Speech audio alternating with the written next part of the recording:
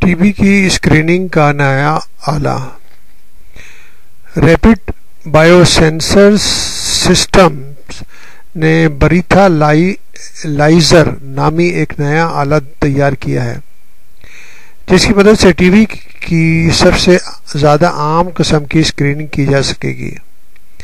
یہ آلہ T B کی اسکریننگ کے موجودہ طریقہ بیف ٹیسٹ کے مقابلے میں تیز رفتار اور استعمال میں زیادہ آسان ہے۔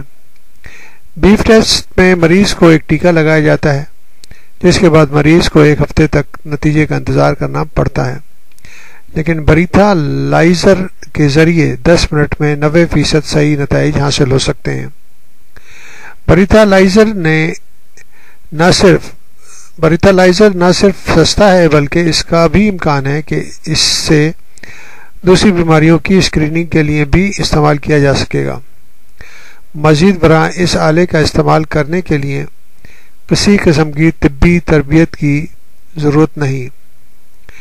ریپڈ بایوسینسر سسٹمز کے سربراہ کے مطابق برطانیہ اور بھارت میں اس وقت بریتھا لائزر کے آزمائش جاری ہے اور امید ہے کہ اس سال کے مئی تک کمپنی لائسنس کے اجرا کے لیے درخواست دے دے گی۔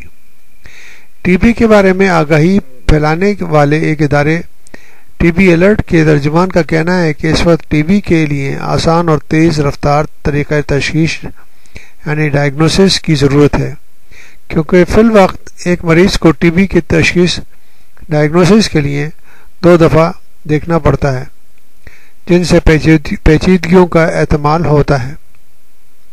کیمبرج شائر کے ڈاکٹر کیٹ کنگ کا کہنا ہے کہ نیا آلہ موجودہ طریقہ اسکریننگ کا پوری طرح نعمل بدل نہیں۔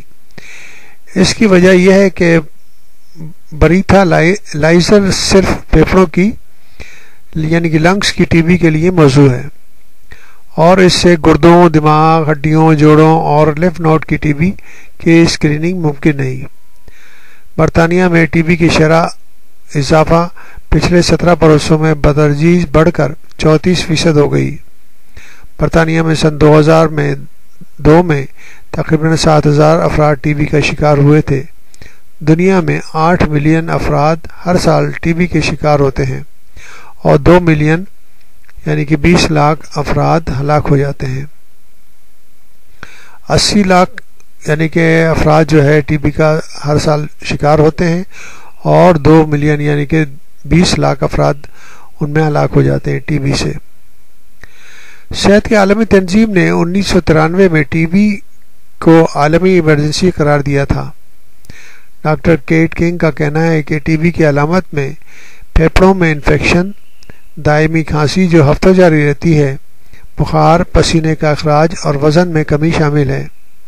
ٹی بی کی بیماری کی وجوہات میں غربت، الکحل اور نشہ آور دوائیوں کا استعمال، غیر متوازن غذا، اپنی صحت سے عدم توجہی شامل ہیں۔ ٹی بی کے جراثیم جسم میں مدتوں مخفی رہتے ہیں اور اس وقت حملہ کرتے ہیں کہ جب جسم کا دفاعی نظام کمزور ہو جاتا ہے۔